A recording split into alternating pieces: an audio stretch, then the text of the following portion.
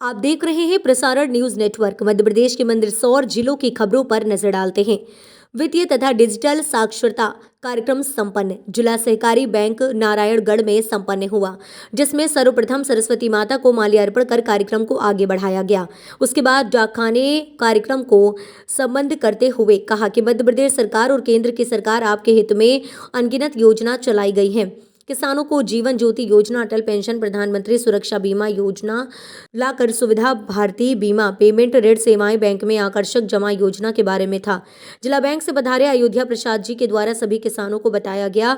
मुख्य अतिथि के रूप में बाबूलाल जी डाका, किसान मोर्चा मंडल अध्यक्ष वीरेंद्र जी रोपरा, उपाध्यक्ष तथा संजय जी जाति, राजेंद्र जी चंदावत, विधायक प्रतिनिधि अविनाश जी भगरिया, विनोद जी खिंचावत तथा जितेंद्र लोरिया मुख्य अतिथि के रूप में उपस्थित रहे।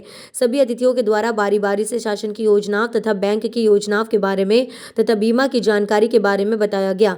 व आभार जिला सहकारी बैंक प्रबंधक प्रीतम शर्मा व संस्था प्रबंधक दशरथ चौधरी के द्वारा कार्यक्रम का आभार व्यक्त किया गया, जिसमें बैंक स्टाफ में राहुल शर्मा, अर्जुन मालवीय, विनीता पाटीदार, रुचि कारपेंटर व संस्था के छगनलाल यादव, जगदीश बोरना, सिद्धार्थ राठौर, शिवनारायण पाटीदार, हेमंत चौहान, ऋतुराज सिंह सभी कर्मचारी उपस्थित रहे।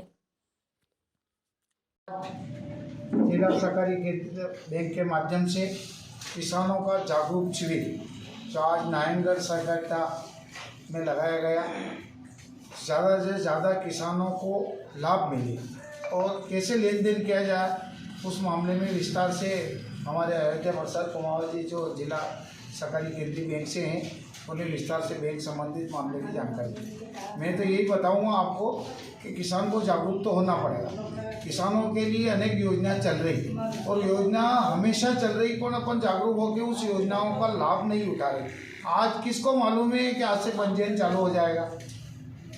अब ये किसान संबंधित जो अपनी जानकारी है, आज से पंजीयन चालू हो जाएंगे और पंजीयन जैसे अपने वो जो योजना है जो शासन की तरफ से अपने को अनुदान मिलता है, गेहूँ पर है, चने में मसूर पर है, अनेक योजना पर अपने को फायदा मिलता है। उसका पंजीयन अपने को पहले से करवाना पड़ता है और केवाईसी के लिए पहले से भी चल रही योजना का आप केवाईसी करा लो, सर्वे डाउन होगा, आप उस पर पंजीयन नहीं करवा पाएंगे, आपको लाभ नहीं मिलेगा। तो मेरा ये है कि नई किसान बिना जानकारी के वो उस योजनाओं का लाभ नहीं ले पाए। आपको मालूम है 11 महीने में सरकार आई थी, वो सबको मालूम है और उनने गिनती भी बोली थी 1 से 10 तक के 2 लाख तक का कर्जा माफ़ करेंगे। उसमें कई किसान डिफॉल्टर हो गए, 2 लाख का कर्जा माफ़ नहीं हुआ था क्या? यहाँ बेटे किसका हुआ वो तो बताओ, नहीं हुआ और वो डिफॉल्टर हो गए। डिफॉल्टर का मतलब उनके 16% ब्याज लग गया था और 16% ब्याज लगने से वो लेन देन नहीं कर पाए, वो वंचित हो गए और उनको खाद नहीं मिला क्योंकि वो सोसाइटी में डिफॉल्टर हो गए और मार्केट में खाद नहीं मिल रहा था। फिर इस स्थिति में वो रोड पर आए, हमारे को तो खाद की व्यवस्था नहीं है, हमको खाद नहीं मिल रहा, ये नहीं हो रहा, हमारे अलग से व्यवस्था की जाए मार्केट में। और मार्केट में व्यवस्था करने से किसान को लूटा जाता है और वो किसान इस बात को नहीं समझ रहा कि आपको सहकारिता के माध्यम से माफी ऋण ब्याज माफ किया था, मैंने से सब किया था ना, उसमें कहा था कि अपना ब्याज तो मैं जमा कर रहा हूँ, आप लेन देन कर ले। फिर भी किसान नहीं आया। यहाँ भी और किसान डिफॉल्टर होंगे, कितने होंगे? 200 के करीब किसान, वो फिर भी जागरूक नहीं हुए। सरकार ने उनका ब्याज भी माफ कर दिया। 235 का माफ हुआ, हाँ। लेकिन मुश्किल से 35 आदमी भी नहीं आया। 35 आदमी भी नहीं आए। वो सोच रहे थे केंद्र की सरकार आ रही, फिर चुनाव आएंगे, फिर माफ हो है। कि नहीं योजना समझ में बढ़िया है देखो नहीं, देखो बीमा आप कराओ, आप देखो सब आजकल ये जमाना हो जो सब गोलिया दवाई थी जीरा भाव 436 वालों भी करा, 20 रुपया करा, हुआ वाला भी गोलिया दवाई जीरा बोला हो रहा जीरा मुझे नहीं लाए और बुखार है तो जो मन पे बेटा केंद्र हो रहा है कि चल नहीं रहेगा तो सब गोलिया दवाई जीरा भी लो, तो केंद्र के 2 ही बीमा कराओ जो प्राथमिकता में है। कुछ नहीं करना है आपको, कैसे बीमा होगा क्या होगा, मैं क्रमशः थोड़ा और बताऊँ। इसमें हमारे बीच माननीय अतिथि महोदय बोल नारायणगढ़ में ही चुना है, सब दूर चल रहा है। अयोध्या जी जगह जगह जा जाके ये अपने एक अभियान के तहत सभी को जागृत कर रहे हैं कि 12 रुपए का जो पहले 12 रुपए में था उसकी राशि बढ़कर 20 रुपए हो गई।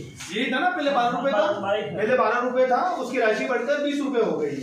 ये बीमा मतलब अब अधिकतर जानकारी तो अयोध्या जी ने ही दी है, पर मेरा ये कहना है कि जितने से जितने जने इस जुड़ेंगे इस माध्यम से तो उसमें लाभ अपना ही है, नुकसान किसी का कुछ नहीं है। आज अगर अपन जाके बैंक में जाके मैनेजर साहब बैठे हैं, इनसे अपन बोले कि साहब हमारा बीमा करना है तो बीमा हो जाएगा, आपको कहीं भी कहीं जाने जरूरत नहीं। आज अगर अपन प्राइवेट बीमा कराने जाते हैं 5-5 हज़ार रुपये महीने की किस्त आती है। हमारे प्रधानमंत्री जी ने ऐसा सोचा है कि मात्र 20 रुपये साल है, 20 रुपये महीना भी नहीं है। मैं फिर आपको बता दूं 20 रुपये साल है और 436 रुपये साल है, इतना तो अपन कर सकते हैं। अगर 20 रुपये भी अपन जोड़े ना तो कुछ 1.5 रुपये या 2 रुपये कुछ करीबन, और 2 रुपये से भी कम, 1 रुपये 80 पैसा ही जा रहा है महीने का, तो इतना तो अपन कर सकते हैं। और अधिक से अधिक जानकारी हमारे वरिष्ठ बाबूलाल जी बैठे हैं, ये देंगे। धन्यवाद। बीमे जो बीमा होता है उसके बारे में जो जानकारी दी जा रही है, मैं इतना कहना चाहता हूँ कि आखिर ये जानकारी आपको क्यों देनी पड़ रही है, इसके पीछे सरकार की क्या मंशा है।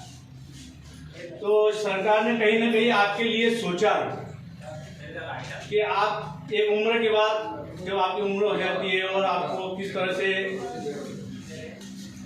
उस समस्या का उस समय आपको समस्या आती है, और यदि कोई हादसा हो जाता है या कोई किसी की मृत्यु हो जाती है तो उस परिवार की क्या स्थिति बन जाती है।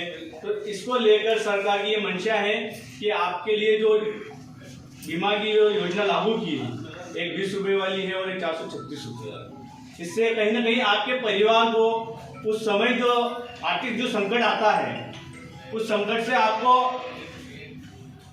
बाहर नहीं हो, आपके परिवार के ऊपर कोई मतलब कभी स्थिति ऐसी आती है। अभी अपने सोच देखा है कि एक नाल की एक घटना है, उन्होंने बैंक से लोन लिया था, वो लोन उन्होंने भर नहीं पाया, बैंकों ने ताले लगा दिए और उस परिवार को घर से बाहर निकाल दिया। तो ये क्या है कि कभी कभी ऐसी स्थितियाँ बन जाती परिवार वालों की कि वो समय पे इलाज नहीं करवा पाते हैं या कोई ऐसी परिस्थितियाँ उत्पन्न हो जाती घर की